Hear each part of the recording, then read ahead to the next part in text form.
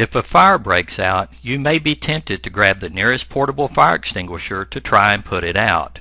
But before you do, make sure you know the following. Are you certain the fire is not too large to be put out with a portable fire extinguisher?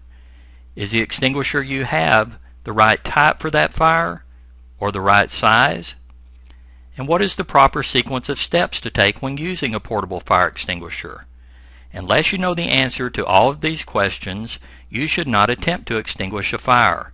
Otherwise, your actions could result in extensive property damage as well as personal injury or even death. The Occupational Safety and Health Administration, or OSHA, regulates portable fire extinguisher use in the workplace. While fire extinguishers are addressed in many different sections of the OSHA regulations, the primary OSHA standards regarding fire extinguishers in construction are found in 1926.150, and the primary standards for general industry are found in 1910.157. When portable fire extinguishers are provided for employee use in the workplace, OSHA requires employers to provide their employees with an educational program covering the principles of fire extinguisher use. Employees must also be provided with information about the hazards associated with incipient or early stage firefighting. In addition, actual hands-on training in the use of fire extinguishers must be provided to those employees designated to use an extinguisher as part of their job, such as fire brigade members and fire watches. This tutorial covers considerations for selecting the proper fire extinguisher for the type of fire you are facing. It also explains the acronym PASS, which can help you remember the 4 sequential steps to operate a portable extinguisher. And we also discuss some do's and don'ts to remember any time you use a portable fire extinguisher. The first rule to remember is that portable fire extinguishers are not intended to be used for fighting large fires. They are intended only for use on what are known as incipient stage fires. Those are defined as a fire that is in its initial or beginning stage, can be handled safely with the portable extinguisher, and does not require the use of special personal protective equipment such as bunker gear or a respirator. When faced with a large fire, immediately evacuate the area and alert others. You should also evacuate the area any time you are not comfortable with using an extinguisher.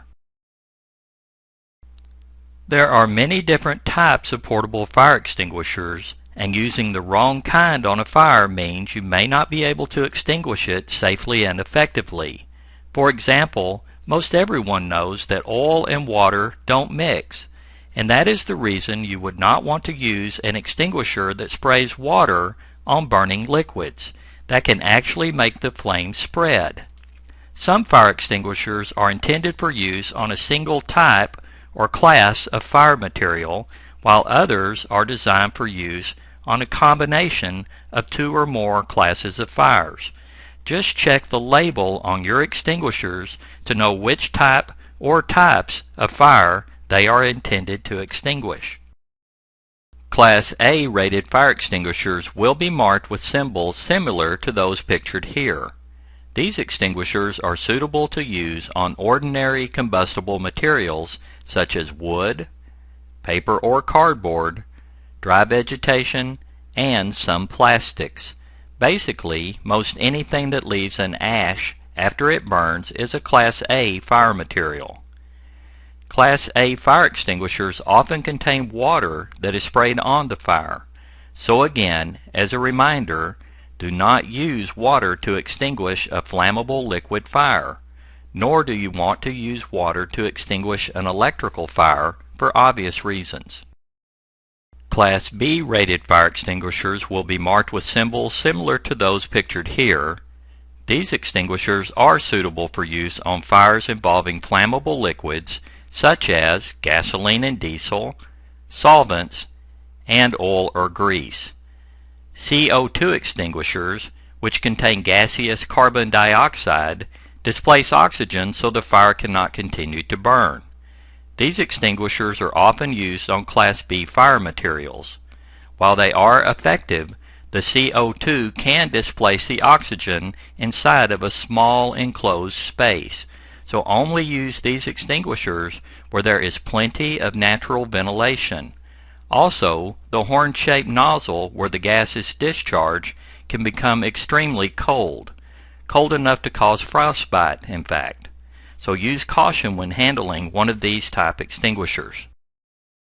A Class C rating, signified by symbols like those pictured here, mean the fire extinguisher can be used on a fire near or involving energized electrical equipment. This designation is typically seen on combination type fire extinguishers that are suitable for use on other types of fire too. Class D rated fire extinguishers will be marked with symbols similar to those pictured here.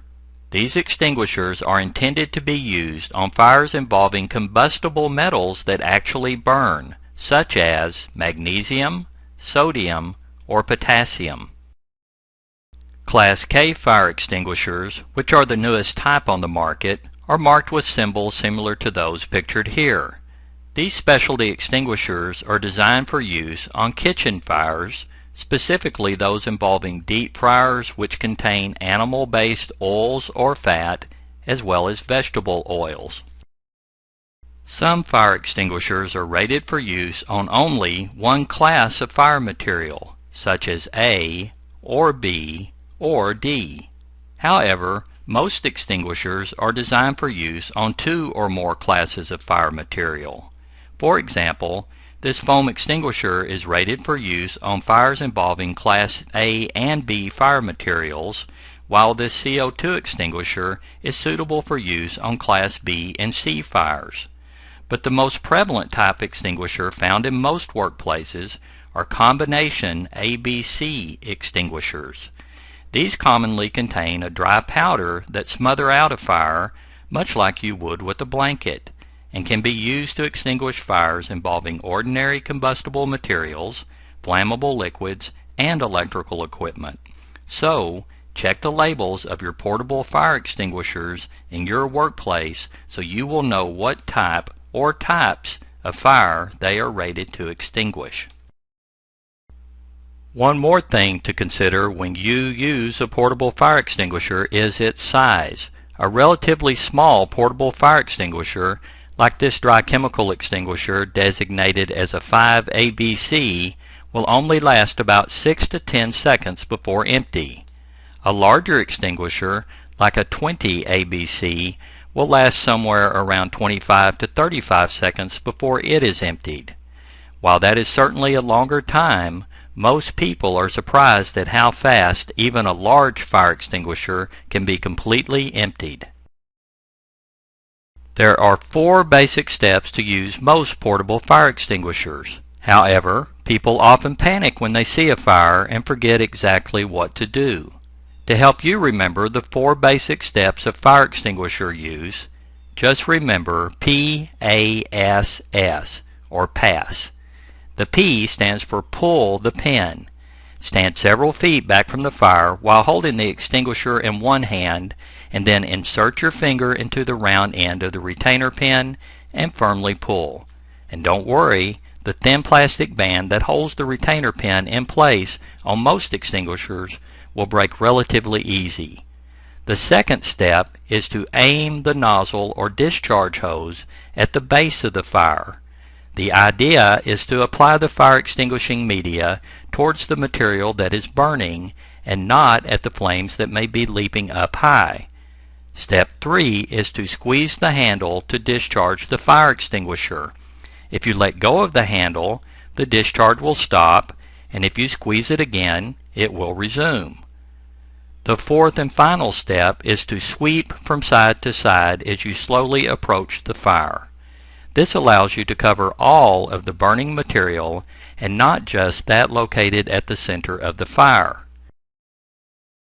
In review, the 4 steps of the PASS method are: pull the pin out of the handle, aim at the base of the fire, squeeze the handle, and sweep from side to side.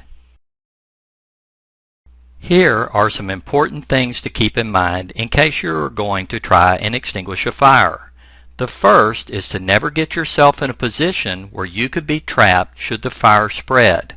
Always maintain a clear path away to the nearest exit or other safe area and evacuate immediately if the flames, heat, or smoke seem to be getting out of control. And once you have extinguished the fire, keep an eye out for flare-ups.